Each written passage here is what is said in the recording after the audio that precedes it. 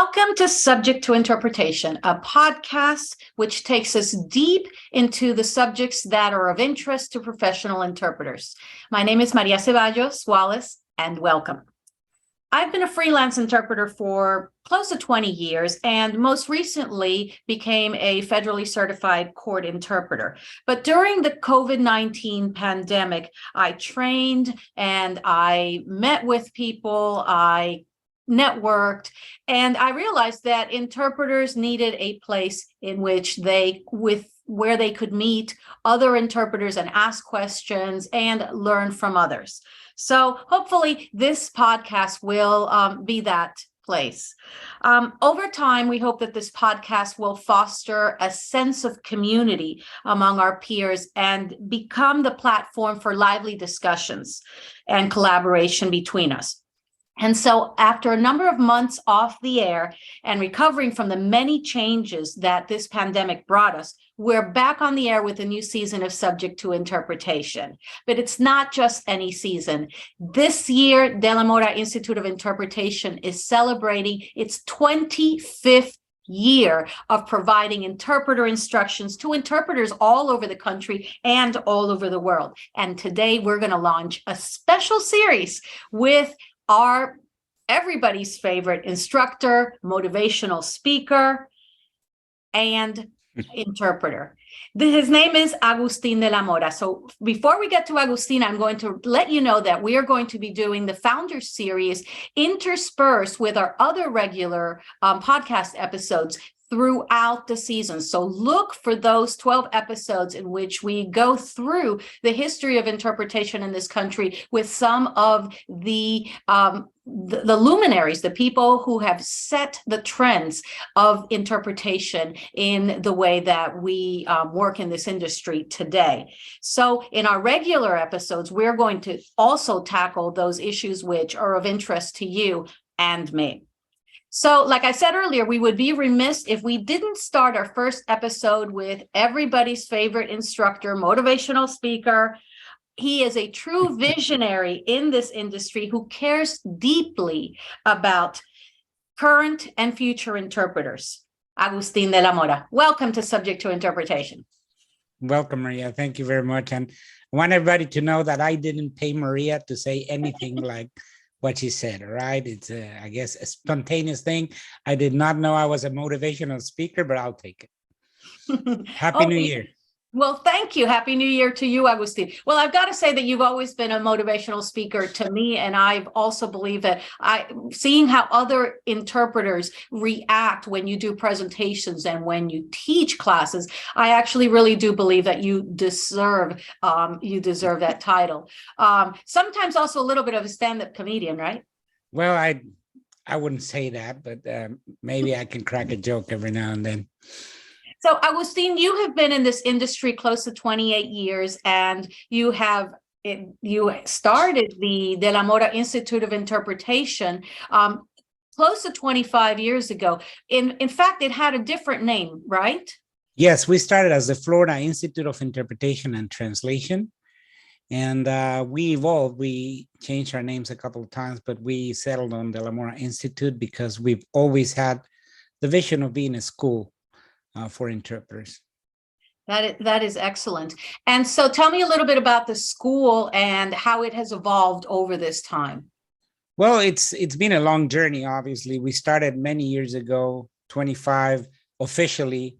Even before that, I, like many others in this industry, many of us, maybe even you, started in this business because I fell into it, basically. I was a teacher, a language teacher for Berlitz, and somebody paid me money to do a deposition. I'm pretty sure I didn't do a great job, but I got paid anyhow. But I really found it interesting. And this is an attorney that continues to be my friend now. And he told me, oh, you did a great job. You should go to the courts because the courts need interpreters.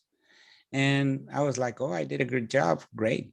So I went to the courts, and to make a very long story short, I talked to the guy who was in charge, and he asked me a couple of questions, and boom, he gave me a freelance job the next day. I did my first interpretation, and what I realized right off the bat is I had no idea what to do. I didn't even know where to stand. I was hired because I was bilingual. I had the experience of having one deposition under my belt, and I taught for Berlitz, which the guy who hired me said, "Oh, they're a good school." And but I was lucky. I started in the 13th Judicial Circuit Court in Tampa, Florida, and there were a couple of colleagues there. Some of them, funny enough, they're all federally certified now. And one of them, Miguel Valenzuela, was like the unofficial chief interpreter. He was, I think, at that time, the only interpreter there.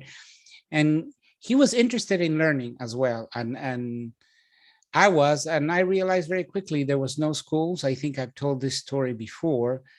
I looked up in the yellow pages right away to see if I could go to school for interpretation. I quickly found out there was no schools for interpretation at all, zero. So when you got to the courts, what was the environment there? Were people trained? Did you feel sufficiently trained to be where you were? No, actually, it was the opposite. I literally didn't know where to stand, what to say.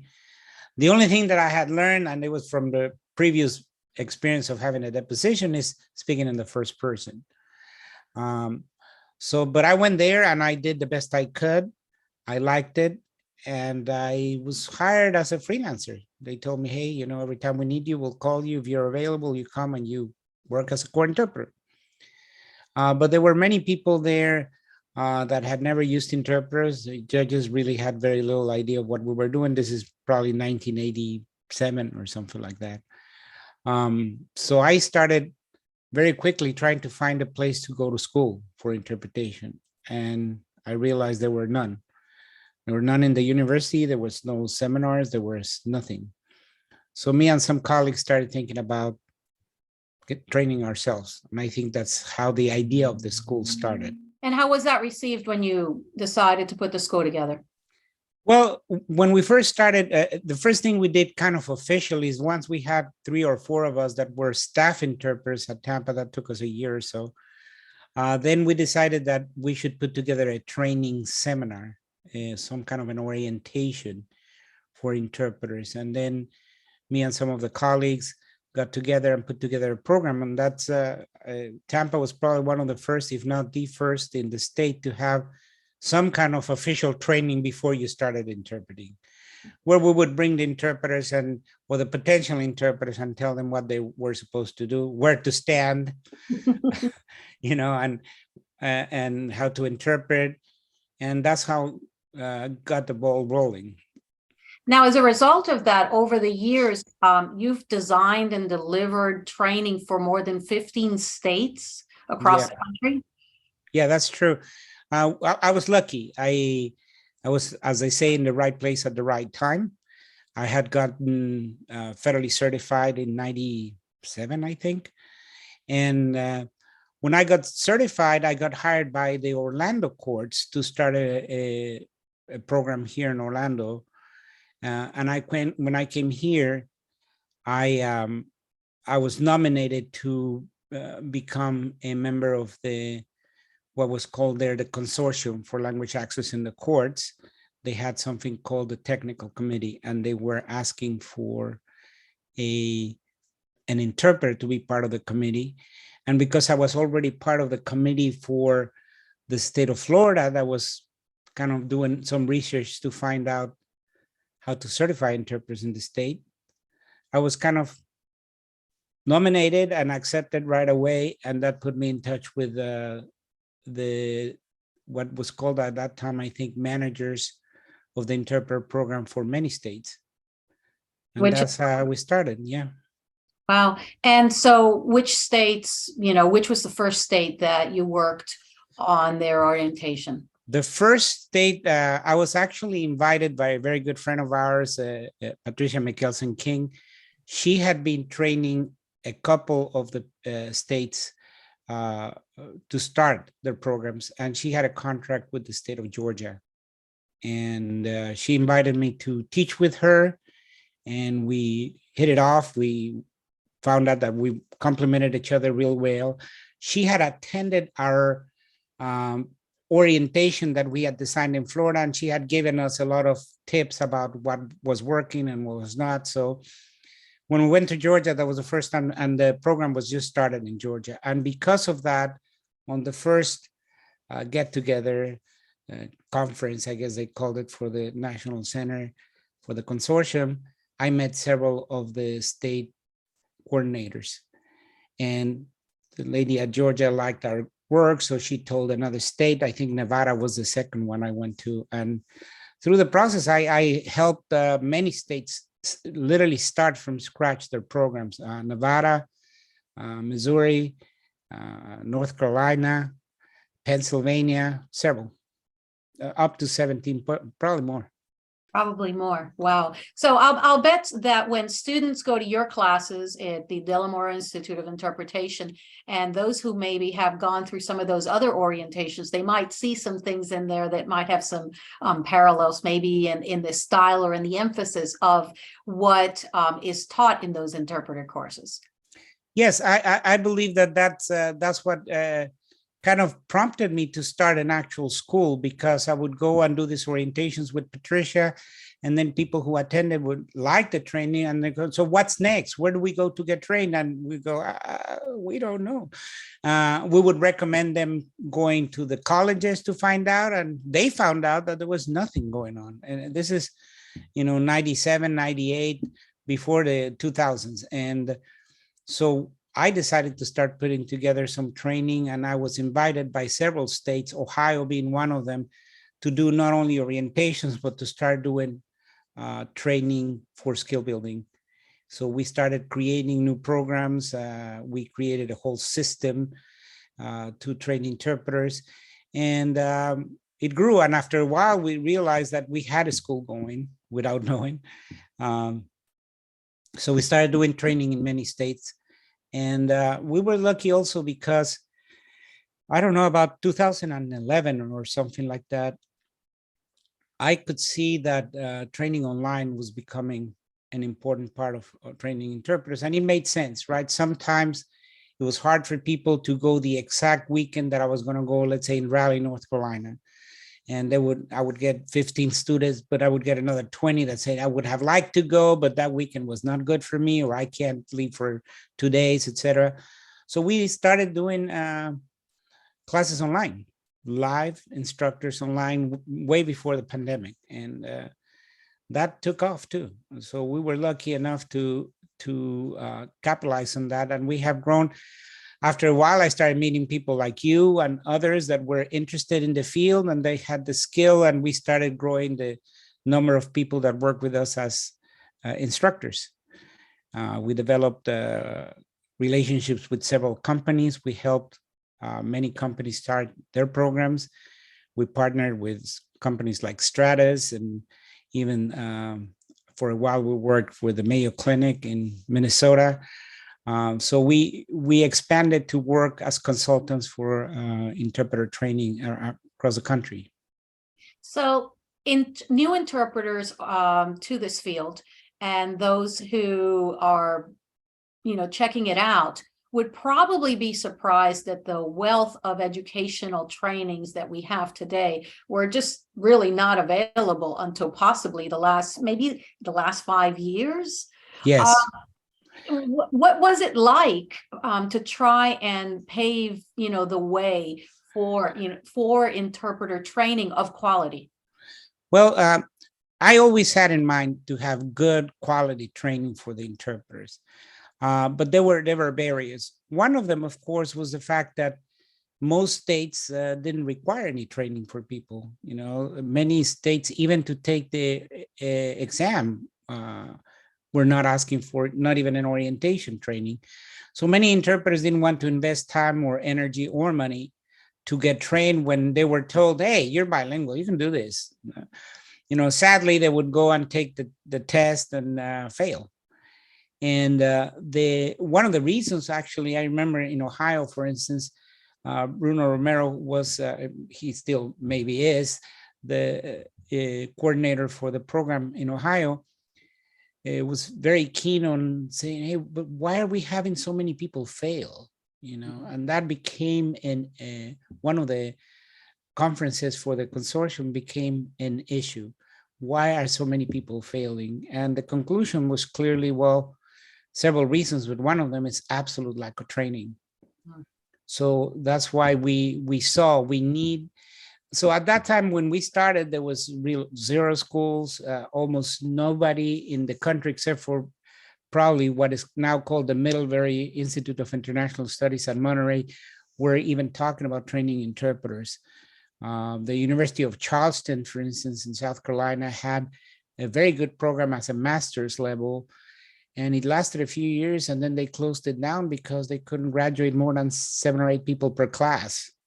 And obviously that was not something that they could do. So there was really nothing. And now if you go on the internet and you put interpreter training, you get, I don't know, 1 million hits, easy. So there's been a radical change in the availability, the variety, the level of sophistication, etc. So we have always strived to do the best training possible, and with people who are really qualified. And unfortunately, I've seen a little bit in this time, especially in the last 5 years. Yeah, there's a lot of people online now training. And I think we're seeing a little bit of the phenomenon that we saw before with the interpreters. I'm a bilingual person. I'm an interpreter. So I'm an interpreter. I'm also a trainer. But I guess that goes with the territory. A lot of people are contributing with very important information, and some of them just going through the motions. But we do have now thousands of opportunities for people to take online classes, some even still in person, although I think that has gone down quite a bit. I saw Rogelio Camacho was doing something in Guadalajara now, so there's still some hope for the in-person classes. Well, I certainly hope that those will come back as well. Yes. But Agustin, it seems to me that newcomers to the industry don't know what an uphill battle it's been, just like you mentioned earlier, to have interpreter orientations, interpreter training, interpreter certification, and then continuing education, which is also something that not all states agree upon with regards. So what has kept you motivated? What has driven you to continue for the last 25 years when, where perhaps you probably reached a couple of dead ends and weren't sure which way to go next? Well, the truth is, at the beginning, we did have some big obstacles, especially the bench. The judges were not too excited about knowing about certification or training or whatever, because they wanted an interpreter and they wanted it now, and I'll give you an example. I won't say which state or anything, but I was talking to a judge one time and I said, well, we need an interpreter to start a trial right now. And I said, Your Honor, unfortunately, we were not informed. We're required, so we can hire the appropriate number of interpreters. And there was a conference going on, and most certifieds are working the conference. And he said, well, then go out there and certify more. That's the understanding they had, that I had like some kind of magic wand, and I go, you're certified, and that's it, right? But that's because we understand, they had their trials and they had their motions and they had their hearings going on, and they couldn't say, well, let's wait for a month until we get an interpreter. So it was a conflict. So, and I think the biggest part has been that, especially for monolingual people, understand the difference between being bilingual and being a court interpreter is tough. And especially because people, when they travel, for instance, and they go to this tour in Italy, and there's Maria, the tour guide who's bilingual and has a funny accent, and she moves her hands a lot, and hey, she can interpret. Right? And they don't seem to be aware of the difference between interpreting in a social environment and interpreting in court. So that was one of the most difficult things that we faced. And it took years until we started getting some judges to come, let's say, to our side, to the dark side? No, to the other side, from the dark side to the light side. There you go. And they actually started becoming champions. I remember Judge Maria in Washington many years ago, who became a real champion. And I think what was crucial for that is that many judges started going to the consortium conferences as representatives of their state.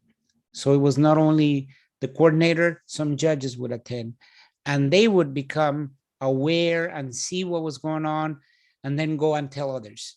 I think that's what helped us a lot. Judge Chen in Pennsylvania, there's a lot of judges that have helped us by understanding, and not all of them bilingual. Some of them are monolingual and still kind of got it. And now it's the other way around. Now, many judges are actually requiring certification. They're demanding interpreters to be trained. Last year, I was invited here by a judge here in Florida, in the Supreme Court here in Florida, to do a conference for judges from all over the country, and we had something like 170 or something like that. It was a very well attended. I'll tell you, this is the difference. In 1999, we did a conference for judges, and there was a conference for judges that happened to be here in Florida, and there was maybe 300 judges in attendance. And there were, like it happens in conferences sometimes, different seminars being offered at the same time. There was one about court interpretation. There was another one that was being done by a comedian. Oh, The comedian had 382 judges, and we had 4. Now it's different. Now we had 100 and some judges. We've had conferences. So that has helped a lot. But that's one of the big changes that we've seen, that now the bench is behind us, at least many of them, and they are aware and they're willing to help us out. so in addition to educating the bench and the bar, of course, what other roadblocks have you navigated throughout all of this time that has really helped usher interpreters into this new them being recognized more as professionals rather than just chuchito de bilingual? Right. Well, actually, I obviously talking to judges and attorneys helped quite a bit. Some bilingual attorneys joined the cause because they could hear it, right? They could hear that there was some things being missed or misinterpreted. But I think the interpreters themselves finally saw the light, some of them because they were forced to. I mean, in some states, California, many years ago, they said, you want to work for the courts, you must get certified. So they had no choice. And California has a very large number of interpreters in many different languages. California even had an exam that was different from the consortiums. Now it's the same exam. But when people started joining and understanding the difference, I think that's when there was a leap. And then interpreters started looking for training, even if it was not required. Because here in Florida, we were successful at having training in Florida way before certification actually was a reality here, because that didn't happen until 2005.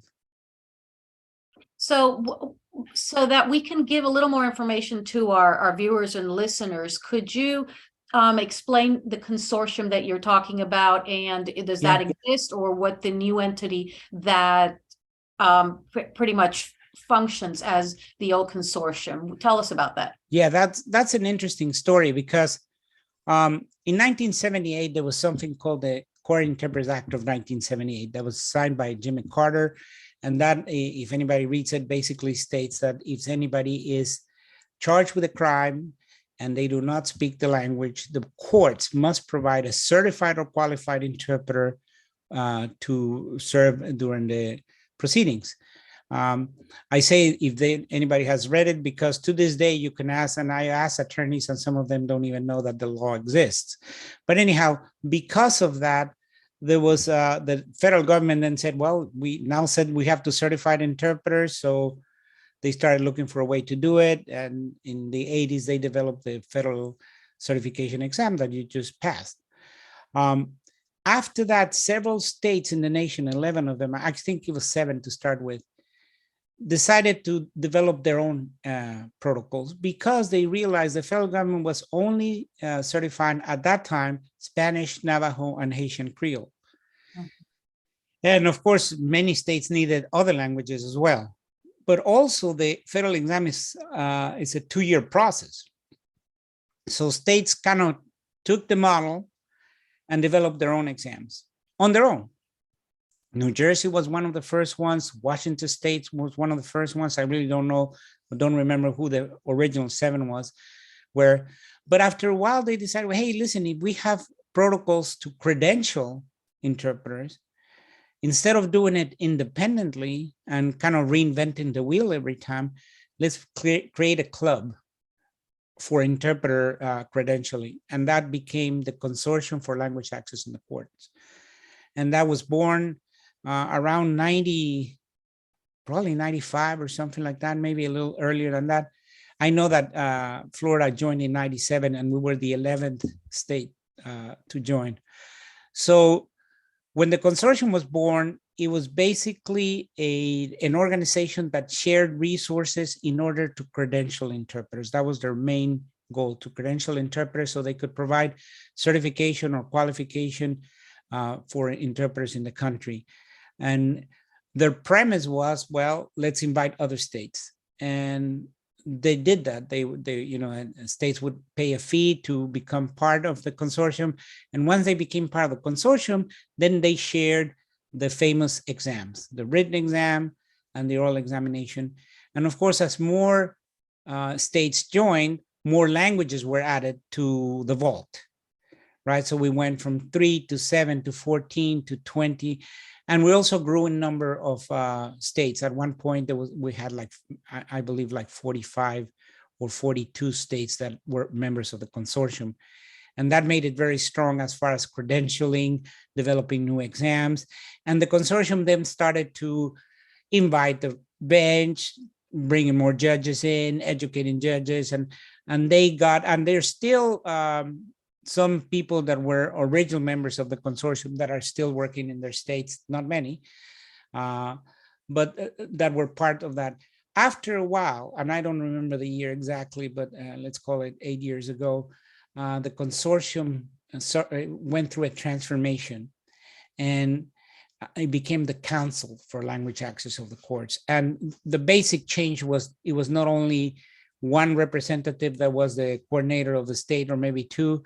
Now it involved judges and administrators from every state, and every state joined. So now we had 50 states that had credentialing, and we still have them. And some of them are in the early stages, believe it or not, of developing credentialing. And some of them, of course, have been doing it for years. But the consortium really was responsible for organizing, formalizing the credentialing for interpreters in the country. So, but there's still a few states that haven't, even though they now have joined, they're really not doing much. Not yet. Yes, I know some states that don't have credentialing, or maybe they started doing some training, but they have never tested. And of course, it depends on the demand, right? States like California, Florida, New York, they had a lot of demand for credentialing for court interpreters from the very beginning. So that after a while, it was like a very robust movement. But there were states where they say, hey, we only have, 10 events a year. We don't need a program.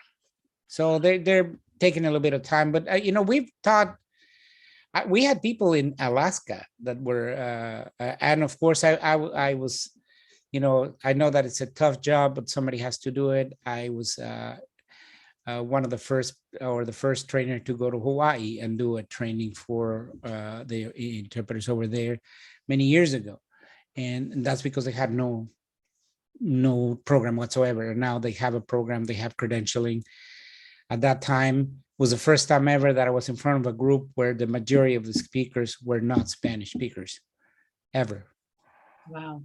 Mm-hmm. That's got to be very interesting, because even though we're in an industry where we understand that, there's all these other languages, really the fact of the matter is that most of the certified interpreters in the country, and probably 99% of the federally certified interpreters are Spanish speakers. That's correct. At that time, the consortium had numbers on pretty much everything. So there were only 2 states where the majority of the cases that require interpreters did not, the number 1 was not Spanish. That was Alaska and Hawaii.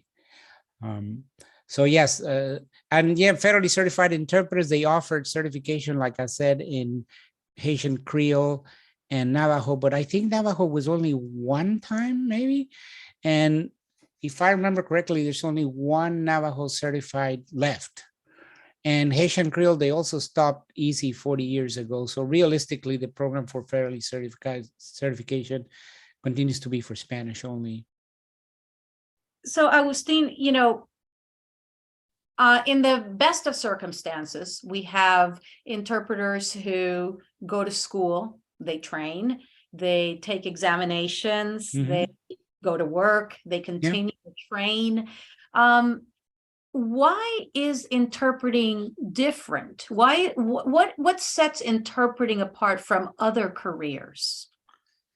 That's a very good question. Well, let's start by saying that interpretation is a profession that relies or is 100% measured to this date on performance, right?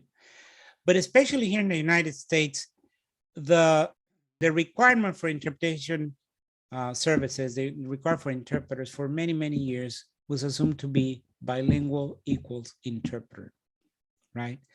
And interpretation has many facets. Many of them have nothing to do with languages. You can have a person that is a very good speaker of 2 languages and cannot do a very good job as a court interpreter. Why? Or as medical interpreter for that matter, because I don't want us to think that we only do court interpretation, we do medical interpretation as well. As trainers here in the school, but in general, I mean, there's other areas, we have interpretation for schools and we have interpretation for social events, etc., for churches. But the 2 main ones, the most commonly used, other than conference interpretation, that's the princess of the interpretation world, is court and medical, right? So, and I mentioned court, conference as being the princess because that has been very well known. And people, funny enough, for interpretation in conferences, especially famous conferences, meaning the UN, then of course the interpreter is super well respected. I assume they get paid well, and they even had a movie about them many years ago with Nicole Kidman. So it was supposed to be the pinnacle of interpretation. But realistically, in court interpretation or medical interpretation, it's not all about knowing the languages. You need to have above average memory. You have to have note-taking skills. You have to have social skills. And I say a little bit of acting skills, right? Because part of what we have to do is to convey the message, not only in its verbal form, but also to the best of our ability, convey the emotions behind what is being said. If a person is annoyed in one language, they should sound annoyed on the other language. If they're indignant, they should sound indignant, etc. Obviously, we don't cry if the witness is crying because it's self-evident, but you have to have that skill. And you have to be able to be in front of a group that is literally hanging on your every word. And somebody's life or liberty or life is at stake, right? So the interpreter has to have the maturity to handle that. It needs a lot more. I say that being bilingual is kind of like a very basic part of being an interpreter. And by the way, being bilingual at a very high level in both languages, that's another thing that people might not understand very well. It's not the same to go to, if you only speak English and you took 2 years in high school to speak Spanish and you can order a cerveza in Acapulco, that's great. And you can do that and that's not a problem. I actually told people, hey, listen, Tarzan spoke English, right? And it's okay to do it for that purpose, pointing and acting. But for court interpretation or medical interpretation, there's a high level of accuracy required. And I think that that's what people have failed to recognize until recently. So what kind of person is not suited for a job as an interpreter? I don't know if it's a simple question to answer, but I would say, I'll turn it around. A person suited to be a court interpreter or a medical interpreter, first and foremost, has to have a level of sophistication equal, we say, up to a 2-year college degree level in both languages. That's to begin with, right? A person that has maturity, knowledge, that has a range of vocabulary that goes from very sophisticated language or very technical language to slangish and colloquial expressions, and be able to transfer them from one language to another and keep what we call the register, right? So that's a person that, like I said before, above average memory skills, very skilled in note taking, and very able to handle situations without getting involved, what we call transferred. So not get transferred or counter transferred when they're working. You know, as court interpreters or medical interpreters, we sometimes interpret in very emotional situations, sad or gory or something, and we still have to keep composure so we can do our job, but still convey the emotions. So it's not as easy as it looks. Tell me a little bit about the training that you provide to interpreters and that you've developed over the years. Right. And specifically, I'm interested in the range of training that you provide, one for new interpreters, perhaps young interpreters who are out of college or who haven't entered the workforce, and then the complete opposite of the spectrum, which is, you know, the interpreter who is basically on their second or third career. They were an engineer, they were a teacher, they were a nurse. Right. And all of a sudden they decided they wanted to do this, because there's many of us who are on their second or third Yes, career. I would say that one, you were asking about changes. One of the things that I see that is very encouraging is that we're seeing younger people coming into the profession looking to make it a career. You know, people that say, hey, I want to be an interpreter, and they're in their 20s. That's awesome. Because we have new blood coming in and people who come with the intention of becoming interpreters. That's one group of interpreters that are more academically in need of academic training on being an interpreter, but also as a career, right? Now, we do have, or we started, the majority of the people that started in this business, you're absolutely right. They were not young bucks. Many of us were in our second or third career. We came from different fields. But you know what? I think they brought a lot of richness to the profession, because I remember about 2000, I think it was, we decided to do a party for all of the interpreters that were working in the 9th Judicial Circuit Court here in Orlando. And we invited everybody to come over for, let's call it a holiday celebration, to bring a dish that was traditional from their countries. And for the first time we got together, we started talking to each other, and we found out, man, I mean, we had, and I'm not exaggerating, we had people who were diplomats in a previous life. They had been diplomats. There were exiles. We had a guy who was a nuclear physicist that left Iran because he didn't want to participate in the nuclear program over there. We had a ballerina from the Bolshoi. We had a professional opera singer.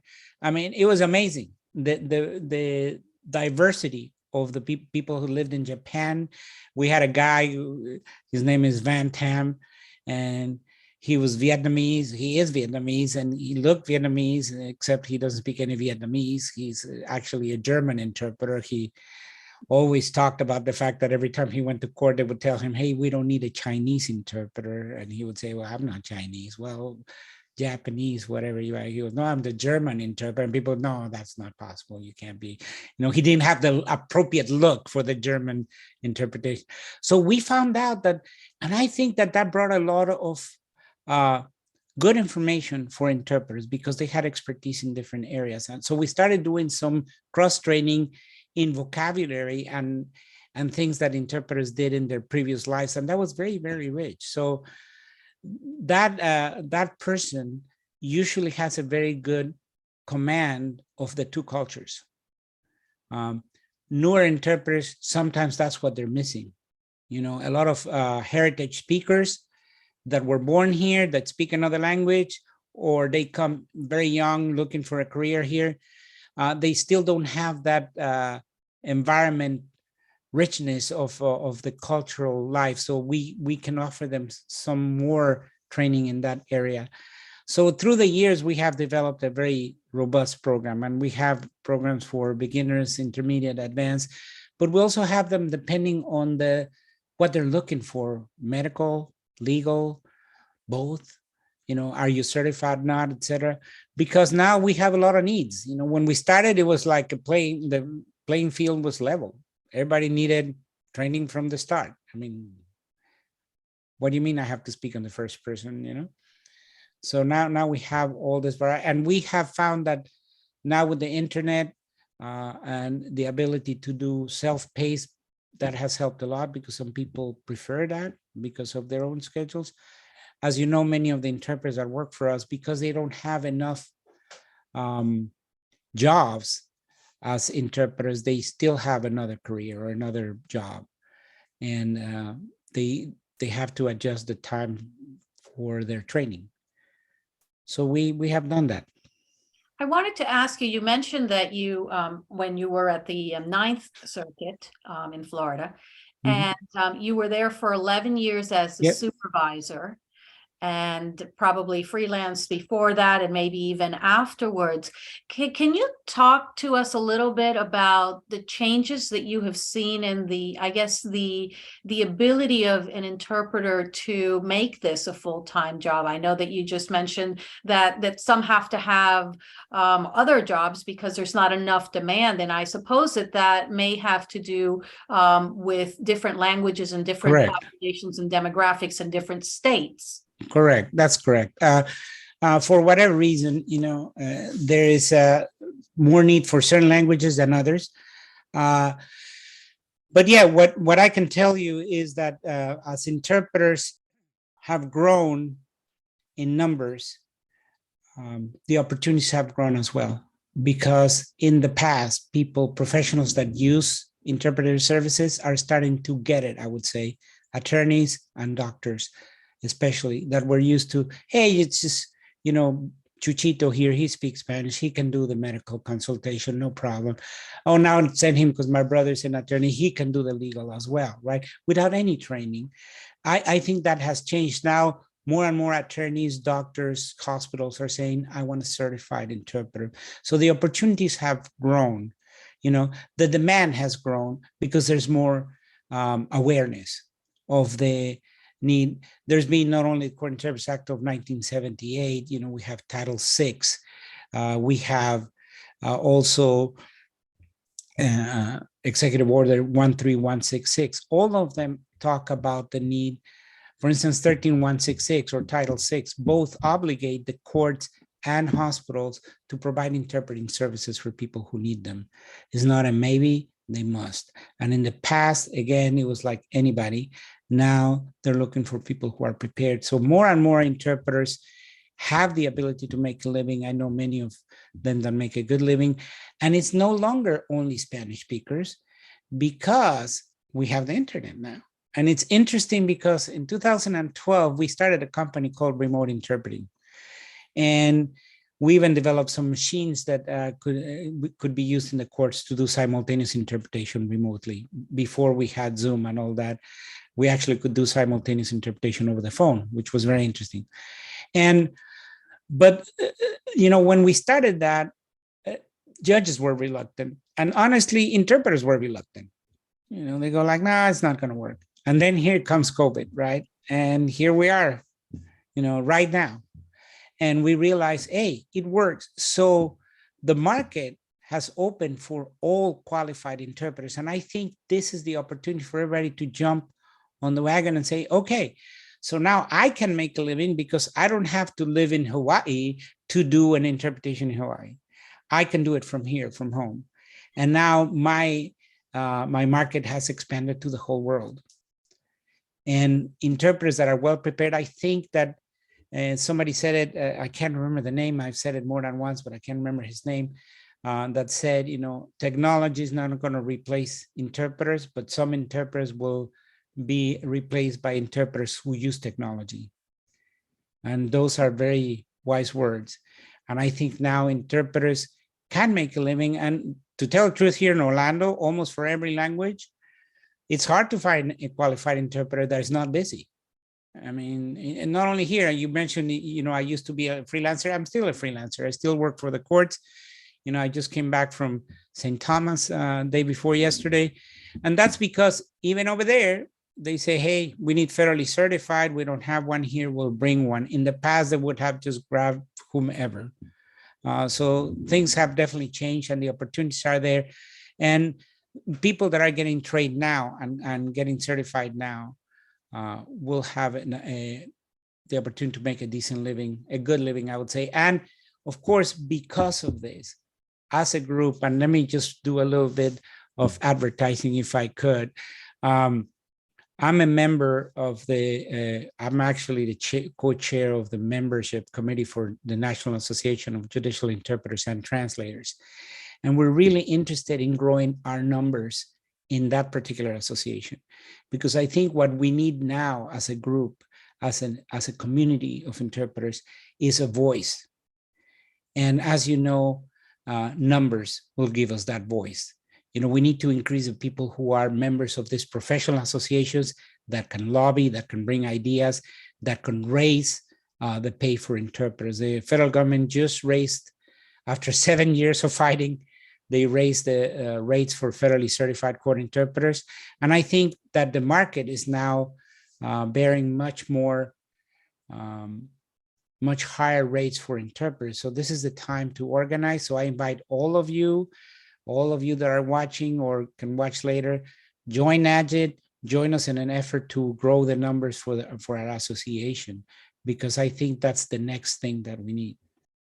So over the years, Agustin, it seems as though you've really had your hand in lots of different aspects of interpretations, even actually, it sounds to me like you have been innovating before it's been the appropriate time, perhaps, for things like remote interpreting and online courses. Yeah. And what do you see the role of your role, and especially now that you're the co-chair of the NAGIT committee, what do you see as the role of innovation for the next generation of court interpreters? Well, we certainly have to embrace remote interpreting. It's here to stay. So one of the things that I think we need to do is to learn to interact with remote interpretation. For many of the people who are interpreters out there, shift their focus on saying, well, only if I'm present, I'm doing good interpretation, and instead improve their skills as interpreters that can do it remotely as well. I am all for always being present. But what I said before, I'll say again, if I were a judge or a doctor in need of interpreting services, and my choices are Johnny on the spot, who is here, who is bilingual, who says he can do the job, or Billy, a remote interpreter with experience and credentials to prove it, I'll go remote every time. So I think that, and there's interaction, in other areas. For instance, taking notes used to be lots of papers, and now we have these beautiful tablets that you can take notes on, and even fix your bad writing in something that you can actually read and keep. And so there's a lot of innovation coming up. I don't know what's next, but I wouldn't be surprised if remote interpretation became pretty much the norm in the next few years for many, because one of the things that happened in the past is we need an interpreter now because it's required by law, right? Well, we don't have certified, so okay, call Chuchito again, he'll do the job. I think that's going to hopefully go away forever. And again, these credentialed interpreters who can do the job will be getting those jobs. And I see the salaries going up substantially across the country for staff interpreters. There's positions out there all the time that get decent pay now. And the hourly rate, even in Orlando, which was famous for not paying interpreters well, is going up. So I see this as an opportunity. It's like the beginning of a wave, and that's why I'm reminding everybody: get organized, join NAGIT, join your local associations. Make sure that you have a voice as part of a very integral part of our society, because we know that interpretation is going to be needed until we come up with universal language, and I don't know that's going to happen anytime soon. What do you consider your greatest accomplishment in terms of and it being an interpreting professional, and your greatest contribution to the industry as such? Well, I think my accomplishment, I was able to get certified at the highest level that was possible in my area, both medically and legally. But if there's anything that I can leave, was the idea that this is not an easy task, but it can be done, that is worth it, and it's a real service. And people, it's a real service to all of us, because contrary to what people believe, what we do has nothing to do with a language right? What we do is provide access to justice, access to medical treatment. And that is probably the only thing that my little 2 cents that I contributed, is that people got interested and understood, hey, I can do this, but I should get trained first. That's what I would like to say. And I believe that the Institute will remain active for many years to come. And that is our mission, to make sure we have provide the highest level of training for people to provide this very, very important service to our communities. One piece of advice that has gotten you through the tough times, the ups, the downs, what would it be? No, it's going to sound like a big cliche, but don't give up. I took my federal certification exam many years ago. I took the written exam, and I took the federal exam and the oral exam the first time, and I flunked badly, right? And it was kind of disappointing. And I go, damn it, now I have to wait 2 years. I don't even know if I want to do that. And I have to say, people usually don't have anything good to say about their exes, but my ex-wife knew that I was very disappointed, and she went and got me registered for the exam anyhow. I was not going to even go until I got the letter that said, you have been assigned to Miami. And I go, oh, okay, what happened? And I went and took it and passed it. And it has been a very good thing for me, for my family. And it gave me the opportunity to continue with the school. So at the risk of sounding like a broken record, don't give up. And here I'm talking to you, as you are the image of perseverance, right? And we really need to say, people are listening now. That's, I think, what my message would be. Doctors, medical organizations, they now are listening to us. This is an opportunity to go out there, but also to show, hey, just like you, I have schooling, I have training, I continue to train myself. It's not enough, okay, I'm certified, that's it, I'll never go to a class again, but to say, keep on searching for that next level. Agustin, I know that our team is working hard so our members can share their knowledge and become part of, a supportive community.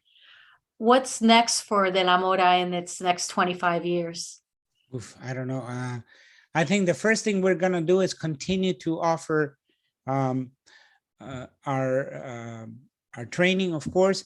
But I think that we're in a position now to create something. And I'm glad you're doing this with the podcast, because I really would like to have a place, a real community center, let's call it, where interpreters could get together, share ideas, learn from each other. This year we're going to be sponsoring people to become members of NAGIT and to volunteer to their committees. And it wouldn't be a bad idea. And maybe that's what we should go, we should go next, to be a place for people to come and discuss and find ways to improve the training and the pay and everything. And for interpreters to have an opportunity to talk to each other, not in a training environment, but more in a friendly environment. I don't know that I might be jumping the gun, but I'm pretty sure we're going to have some kind of celebration this year for the 25 years, and we'll invite as many people as we can. Well, that should be the first step. Well, I certainly look forward to hearing more about that, and as I'm sure is everyone else. Agustín De La Mora, President of Delamore Institute of Interpretation. Thank you so much for joining us here on Subject to Interpretation, and congratulations on the first 25 years of the Institute's wonderful success, as well as wishing you many, many more years of success. Thank you very much, Maria. And thank you, everyone. Have a happy new year again. Thank you.